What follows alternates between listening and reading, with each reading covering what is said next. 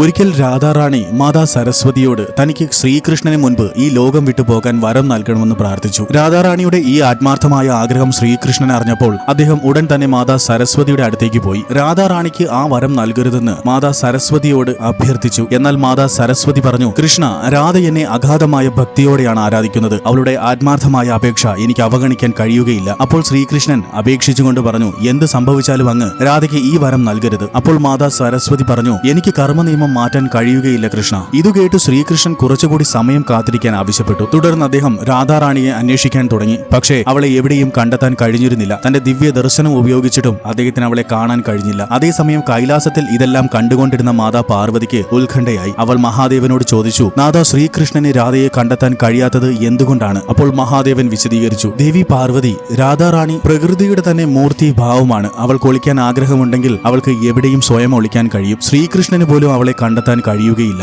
അതേ നിമിഷം തന്നെ ശ്രീകൃഷ്ണൻ ആവശ്യപ്പെട്ട സമയം അവസാനിക്കുകയും മാതാ സരസ്വതി ഭൂമിയിലേക്ക് ഇറങ്ങി വരികയും രാധാറാണിക്ക് ആ വരം നൽകുകയും ചെയ്തു. രാധയുടെയും കൃഷ്ണന്റെയും ഈ കഥ നിങ്ങൾക്ക് ഇഷ്ടമായാൽ ലൈക്ക് ആൻഡ് സബ്സ്ക്രൈബ് ചെയ്ത് കമന്റ് ബോക്സിൽ ജയ് ശ്രീ രാധാകൃഷ്ണ എന്ന് ടൈപ്പ് ചെയ്യുക. ജയ് ശ്രീ രാധാകൃഷ്ണ. രാധേ രാധേ.